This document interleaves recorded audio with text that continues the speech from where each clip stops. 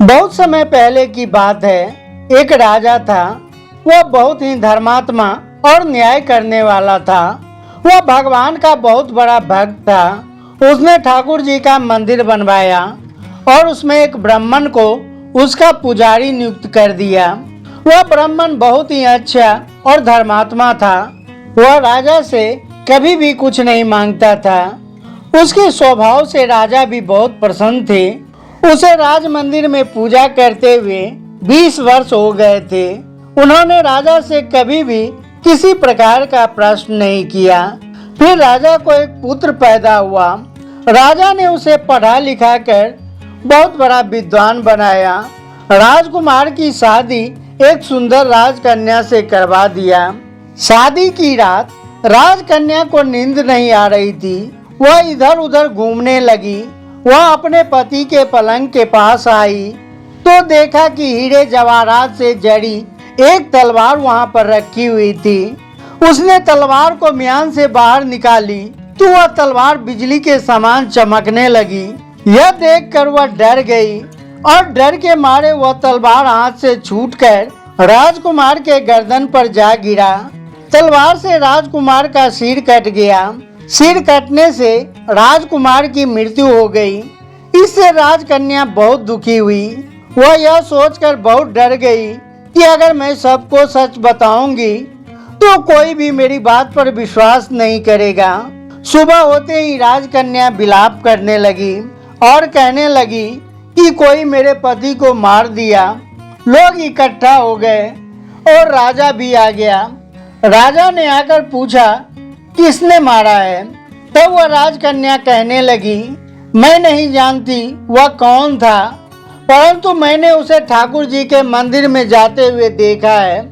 राजा समेत सभी लोग ठाकुर जी के मंदिर में गए तो वहां ब्राह्मण को पूजा करते हुए देखा। सभी ने उसे पकड़ लिया। ब्राह्मण ने उसे बहुत कहा कि मैंने राजकुमार को नहीं मारा, पर किसी ने उसकी बात नहीं मानी। राजा ने बार बार सोचा कि ब्राह्मण निर्दोष हो सकता है, लेकिन सभी के कहने पर राजा ने ब्राह्मण से कहा मैं तुम्हें प्राण दंड तो नहीं दे सकता, लेकिन जिस हाथ से तूने तलवार से मेरे पुत्र को मारा है उस हाथ को काटने का आदेश देता हूँ। ऐसा कहकर राजा ने उसका हाथ कटवा दिया। इससे ब्राह्मण बहुत दुखी हुआ और राजा को अधर्मी मानकर वह राज्य छोड़कर चला गया। उसने फिर बहुत खोज की कि कोई विद्वान ज्योतिषी मिले तो उनसे बिना अपराध के हाथ कटने का कारण पूछूं। उन्हें काशी में एक ज्योतिष विद्वान मिले। वह ज्योतिष से मिलने उनके घर गया। वह ज्योतिष घर पर नहीं था। उसकी पत्नी ज्योतिष की आलोचना कर रही थी और उन्हें बहुत भला बुरा कह रही थी। थोड़ी देर में वह ज्योतिषी घर आ गए। ज्योतिष के घर आने के बाद भी उसकी पत्नी उनका तिरस्कार कर रही थी, पर ज्योतिषी चुप रहे और उन्होंने अपनी स्त्री से कुछ नहीं कहा। इसके बाद वे अपनी गद्दी पर जाकर बैठ गए। ब्राह्मण को देखकर ज्योतिषी ने कहा कहिए ब्राह्मण देवता, आपका कैसे आना हुआ। तब ब्राह्मण कहने लगा आया तो था अपने बारे में पूछने, लेकिन पहले आप अपना हाल बताइए कि आपकी पत्नी अपनी जुबान से आपका तिरस्कार क्यों करती है। तब ज्योतिषी ने कहा यह मेरी स्त्री नहीं, मेरा कर्म है। दुनिया में हम जिसे भी देखते हैं, भाई हो, पुत्र हो, पिता हो, कोई भी संबंधी, वह सब हमारा अपना ही कर्म है। अपना किया हुआ कोई भी काम शुभ हो या अशुभ हमें भोगना ही पड़ता है। इसलिए मैं अपने कर्मों को खुशी से भोग रहा हूँ। ब्राह्मण ने पूछा आपने ऐसा क्या कर्म किया था। तो ज्योतिषी कहने लगा पूर्व जन्म में मैं एक कौवा था और आज जो मेरी स्त्री है वह एक गधी। इस गधी के पीठ पर एक फोड़ा हो गया था। फोड़े की पीड़ा से वह बहुत दुखी थी। उस फोड़े में कीड़े पड़ गए थे, जिसे खाने के लिए मैं इसके फोड़े पर चोंच मारता था, जिसके कारण इसे असहाय दर्द होता था। एक बार इसके पीठ पर चोंच मारते हुए मेरी चोंच इसकी हड्डी में घुस गई और यह दर्द से तड़प उठी।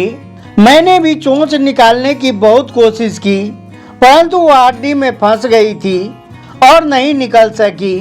इसने सोचा कि पानी में चोंच निकल जाएगा। ऐसा सोचकर वह गंगा नदी में प्रवेश कर गई। गंगा का प्रवाह तेज होने के कारण हम दोनों बह गए और बीच धार में ही डूबकर मर गए।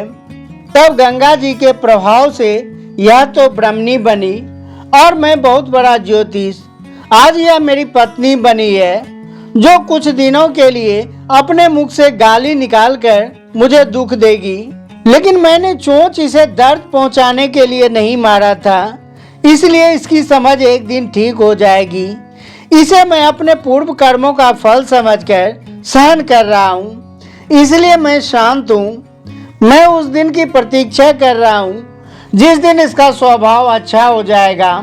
अब आप बताइए कि आप यहाँ किस लिए आए हैं? तब ब्राह्मण ने अपना सारा समाचार सुनाया और पूछा, अधर्मी पापी राजा ने मुझ निरपराध का हाथ क्यों कटवाया? ज्योतिषी कहने लगा, राजा ने आपका हाथ नहीं कटवाया, आपके कर्म ही आपका हाथ कटवाया है। इस पर ब्राह्मण ने पूछा, ऐसा किस कारण हुआ? ज्योतिषी कहने लगा, पूर्व जन्म में आप एक तपस्वी थे, राजकन्या गाय थी और राजकुमार एक कसाई। जब कसाई गाय को मारने लगा तब गाय आपके सामने से जंगल में भाग गई। कसाई उसका पीछा करते हुए आया और आपसे पूछा, गाय इधर तो नहीं गई?